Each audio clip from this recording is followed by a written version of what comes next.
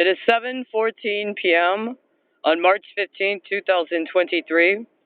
I'm reading Imperialism, the Highest Stage of Capitalism by V.I. Lenin. I will now read the second preface. Preface to the French and German editions. 1. As was indicated in the preface to the Russian edition, this pamphlet was written in 1916 with an eye to the Tsarist censorship. I am unable to revise the whole text at the present time, nor perhaps would this be advisable, since the main purpose of the book was and remains to present, on the basis of the summarized returns of irrefutable bourgeois statistics and the admissions of bourgeois scholars of all countries, a composite picture of the world capitalist system in its international relationships at the beginning of the 20th century, on the eve of the First World Imperialist War. To a certain extent, it will even be useful for many communist and advanced capitalist countries to convince themselves by the example of this pamphlet, legal from the standpoint of the Tsarist censor, of the possibility and necessity of making use of even the slightest remnants of legality which still remain at the disposal of the communists, say in contemporary America or France, after the recent almost wholesale arrests of communists, in order to explain the utter falsity of social pacifist views and hopes for world democracy. The most essential of what should be added to this censored pamphlet I shall try to present in this preface. 2. It is proved in the pamphlet that the war of 1914 to 18 was imperialistic, that is, annexationist, predatory, plunderous war. On the part of both sides, it was a war for the division of the world, for the partition and repartition of colonies, spheres of influence, of finance, capital, etc. Proof of what was the true social, or rather, the true class character of the war is naturally to be found not in the diplomatic history of the war, but in an analysis of the objective position of the ruling classes in all the belligerent countries. In order to depict this objective position, one must not take examples or isolated data. In view of the extreme complexity of the phenomena of social life, it is always possible to select any number of examples or separate data to prove any proposition. But the whole of the data concerning the basis of economic life in all the belligerent countries and the whole world. It is precisely irrefutable summarized data of this kind that I quoted in describing the partition of the world in 1876 and 1914 in Chapter 6, and the distribution of the railways all over the world in 1890 and 1913 in Chapter 7. Railways are a summation of the basic capitalist industries, coal, iron, and steel, a summation in the most striking indices of the development of world trade and bourgeois democratic civilization.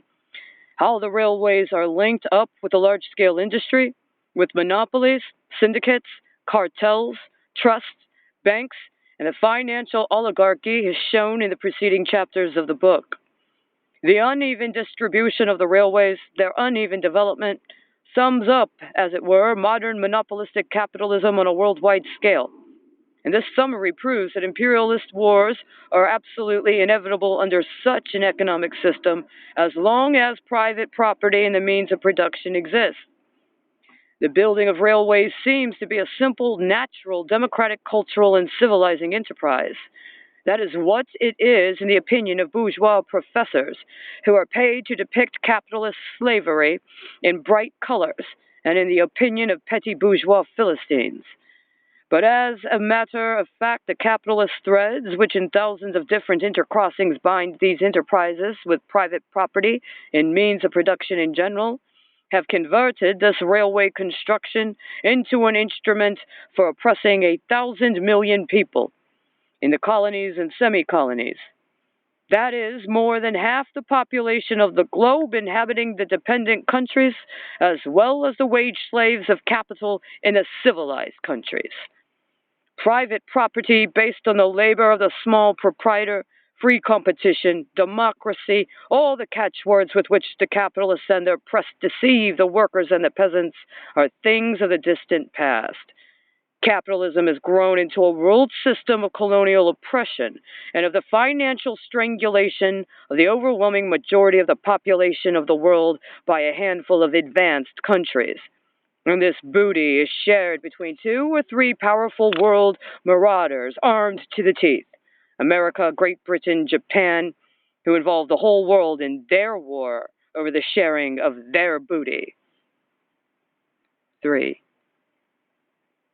The Brest-Litovsk peace treaty, dictated by monarchist Germany, on the subsequent much more brutal and despicable Versailles Treaty, dictated by the democratic republics of America and France, and also by free England, have rendered a most useful service to humanity by exposing both the hired coolies of the pen of imperialism and the petty bourgeois reactionaries, although they call themselves pacifists and socialists, who sang praises to Wilsonism and who insisted that peace and reforms were possible under imperialism. The tens of millions of dead and maimed left by the war, a war to decide whether the British or German group of financial marauders is to receive the most booty, and those 2 peace treaties are, with unprecedented rapidity, opening the eyes of millions and tens of millions of people who are downtrodden, oppressed, deceived, and duped by the bourgeoisie. Thus, out of the universal ruin caused by the war, a worldwide revolutionary crisis is arising which, however prolonged and arduous its stages may be, cannot end otherwise than in a proletarian revolution and in its victory.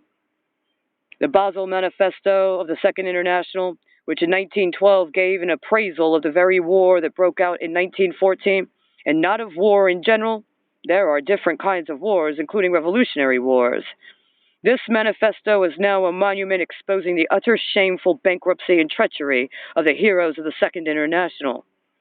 That is why I reproduce this manifesto as a supplement to the present edition, and again I urge the reader to note that the heroes of the Second International are as assiduously avoiding the passages of this manifesto which speak precisely, clearly, and definitely of the connection between that impending war and the proletarian revolution, as a thief avoids the place where he has committed a theft.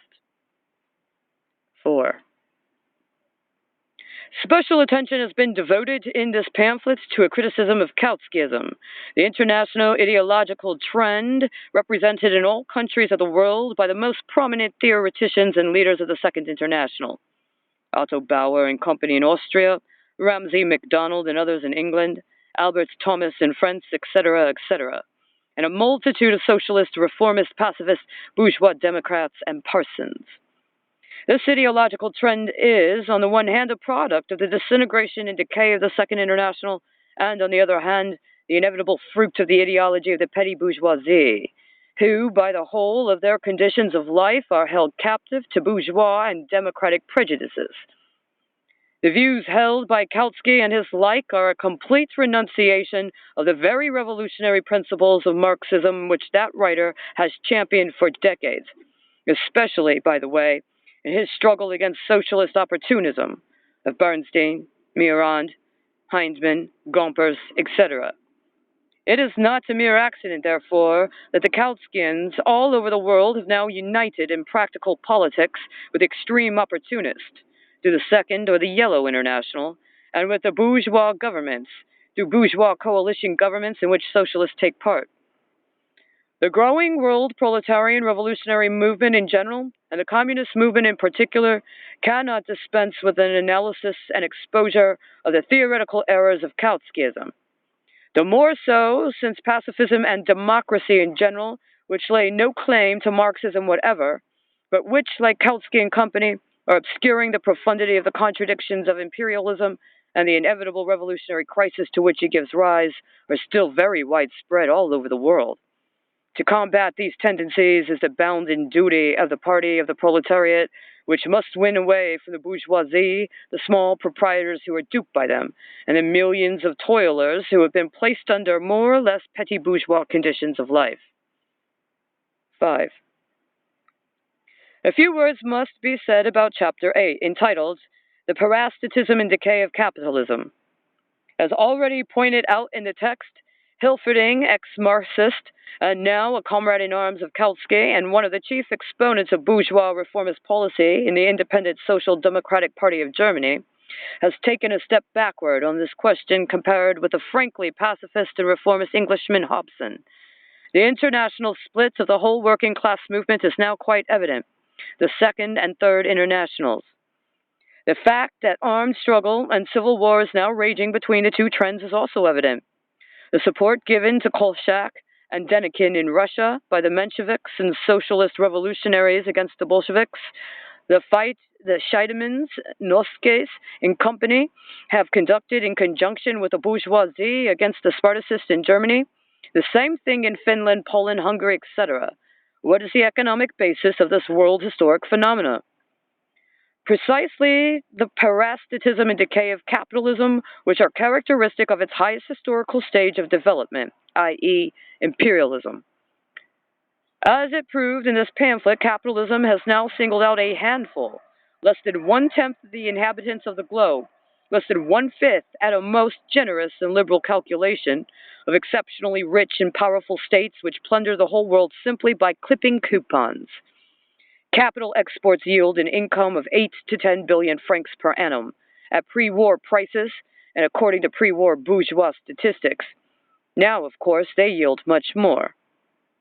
Obviously, out of such enormous super profits, since they are obtained over and above the profits which capitalists squeeze out of the workers of their own country, it is possible to bribe the labor leaders and the upper stratum of the labor aristocracy. And the capitalists of the advanced countries are bribing them. They bribe them in 1,000 different ways, direct and indirect, overt and covert.